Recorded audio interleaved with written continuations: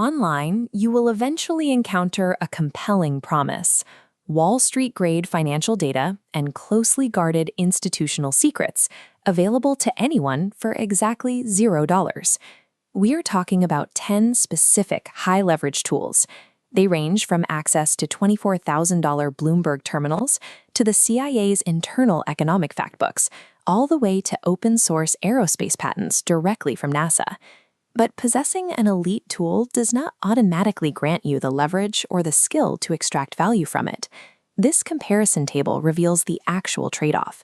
While the financial cost on the left remains strictly at $0, utilizing these tools requires a massive payment on the right side of the ledger: specific financial literacy, bureaucratic endurance, and often existing capital to deploy.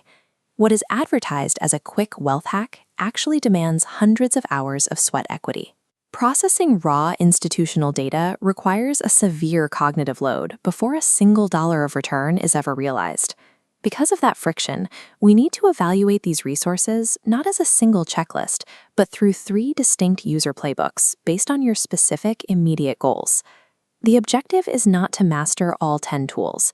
The objective is to identify the single resource that perfectly aligns with the capital and skills you already have. The first playbook belongs to the capital allocator. This is someone who currently holds liquid funds and needs high-signal data to maximize their market returns. For this user, the most valuable resources hide in plain sight. Major municipal locations, like the New York Public Library seen here, host dedicated Bloomberg terminals completely free to cardholders. This dual monitor screen displays the exact institutional-grade data used by elite traders. A public user can sit down and pull highly specific metrics, ranging from real-time corporate debt levels to tracked insider trading activity across thousands of public companies. To pair with that microdata, allocators utilize the CIA World Factbook.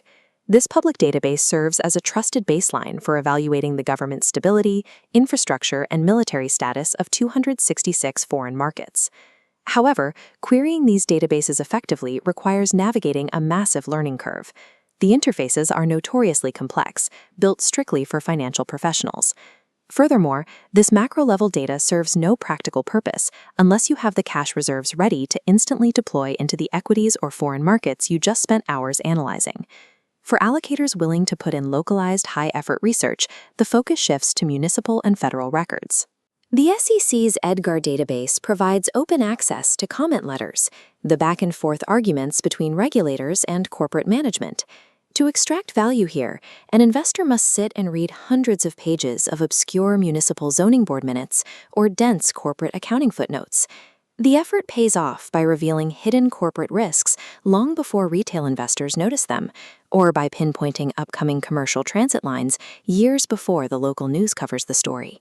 For capital allocators, the true cost of these insights is paid entirely in weekend reading endurance and a high tolerance for processing dry, bureaucratic text. The second playbook is for the bootstrapping founder. This individual is rich in ambition and time, but completely lacks the capital required for product research and legal fees. Through the NASA Technology Transfer Program, founders can access thousands of declassified tools born from environments like this Mission Control Center. This includes open-source structural engineering software and advanced robotics code, alongside a massive public domain of expired food and pharmaceutical patents. Accessing an expired pharmaceutical recipe or downloading NASA's 3D aerospace modeling software demands a severe level of specialized engineering literacy to reverse engineer into a commercial product. Even if a founder fully comprehends the research, a physical bottleneck remains. The intellectual property is free, but manufacturing a generic competitor still requires intensive funding to bring a physical object to market. When founders need to protect their own inventions, they turn to the USPTO's Patent Pro Bono and Pro Se programs. By utilizing these resources, an under-resourced inventor can bypass up to $15,000 in standard intellectual property attorney fees. But the bureaucratic traps are significant. The pro bono route requires meeting strict low-income qualifications, while filing through the Pro Se program carries the permanent risk of invalidating your own patent down the road due to an amateur paperwork error. While founders can successfully bypass initial R&D and heavy legal fees, they are directly trading financial risk for extreme bureaucratic and engineering friction. The final playbook focuses on personal optimization. This profile is for individuals looking to hack early retirement, source expensive academic papers, or gain exclusive networking access.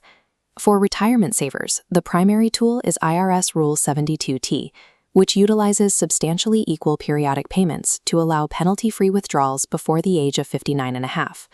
This scale visualizes the balance required. You gain immediate access to retirement funds, but sacrifice future compound interest. If you miss a withdrawal rule, the scale violently tips. The IRS retroactively applies heavy penalties, destroying your savings.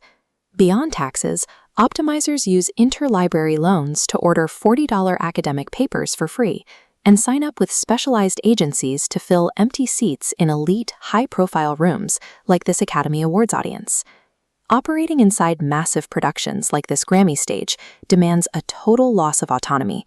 You are subject to rigid institutional rules, playing musical chairs the second a real ticket holder returns, or waiting weeks for a library to physically ship a document across the country. Personal optimizers only secure free access by entirely surrendering their personal schedules to IRS mathematics and institutional bureaucracy. To make a practical decision, we have to evaluate all 10 of these tools simultaneously and measure their actual return on investment relative to the effort they demand. This quadrant chart plots cognitive effort against potential upside. Tools like SEC comment letters and NASA patents map strictly to the highest effort and highest potential return quadrant.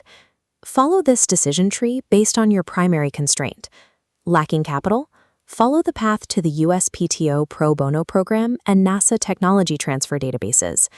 Seeking yield on existing capital? Your path points to SEC EDGAR, Municipal zoning minutes, and Bloomberg terminals, demanding intensive reading. If you clicked on this looking for a low-effort, frictionless magic shortcut to wealth, your best option is to avoid all of these tools entirely. An informational edge exists, but it is entirely useless unless you possess the discipline, the existing capital, and the patience to actually wield it.